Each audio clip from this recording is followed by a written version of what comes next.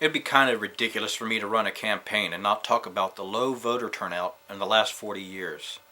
There's been a lot of stuff on the news about the long lines and massive turnout at the voter places in Ohio, and there's also talk, mostly from the right, that there's a big issue with voter fraud. And there's also a lot of legislative efforts that are out there that are going to disenfranchise voters, regardless of the threat of voters going to multiple places, casting multiple absentee ballots, or voting under different names. The language which some of these issues are presented on the ballot influence whether or not those issues are approved. And based on the news, you would guess that every eligible voter was at the polls at every election. I hate to tell you folks, but this is the biggest myth the media is perpetrating, aside from hiding corporate control of your government representatives. When I turned 18, I went down to the post office and registered for selective service right after high school. I later went down to the Board of Elections and registered to vote as a Republican.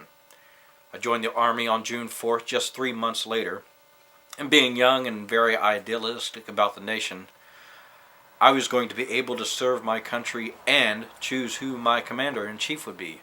Imagine that, if you started working for a company and choose who the CEO was. I had pride in my country from the service of my father gave in Vietnam, my grandfather and his brother in World War II, and a long list of other men in my family who served or sacrificed for their country. We all took an oath, and those of us who served willingly, or those of us who were drafted, to defend the Constitution from all threats, foreign and domestic. So let's talk about some numbers. In 2012, about 55% of eligible voters turned out for voting. Obama won with 52% of those votes.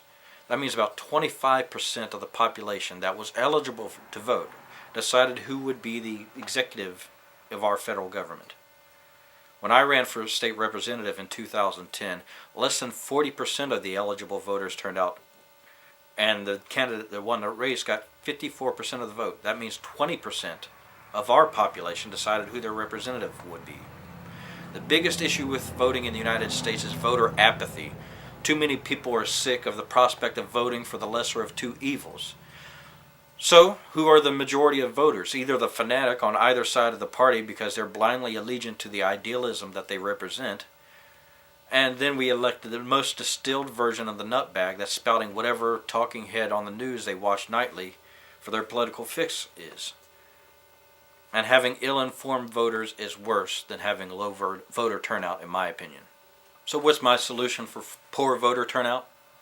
We need more voters to come out to the polls with knowledge of their candidates. And as far as I'm concerned, the best way for the public to have an informative election process would be to publicly fund our elections and remove all aspects of corporate interests. If money is speech, when it comes to elections, it's no wonder the poor and the lower middle class have no representation in government because they don't have money to spend on campaigns. Second would be to shorten the election cycle. How can an elected official efficiently do their job when they are fundraising and campaigning half the time they're in office? Are we really getting our tax dollars out of Congress when they work few hours than a high school junior at Wendy's, and we pay them over $120,000 a year with benefits that most American workers do not get? Third, we need open primary elections, open to anyone regardless of party affiliation. Too often there's elections with no opposition. When you have more options for a topping on a potato than you have for a candidate in elections, then there's a problem with your democracy. Fourth is to have more options and times to vote. Why have a board of elections in every county and not be allowed to vote during their hours of operation? Once again, this is an area where we are wasting our tax dollars. Only you can take action to ensure the success of the items outlined. Go out and vote. Register if you haven't. Take a friend with you. In the state of Ohio, you can register and vote unless you're currently serving jail time, or if you committed voter fraud. I want you to vote for me, but only if you're registered and vote. That's how I feel. I want you to vote for me, but if you only register and vote, I feel that is a victory. Vote for your ancestors who couldn't vote. Vote for the relatives serving or who have served in the military.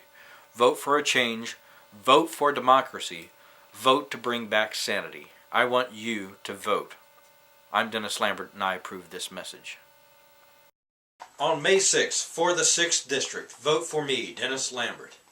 And when you grab that Green Party ballot, vote for Anita Rios for governor and Bob Fitrakis for lieutenant governor. Write those candidates in on your ballot for governor and lieutenant governor. Anita Rios, Bob Fitrakis. Thank you for supporting democracy.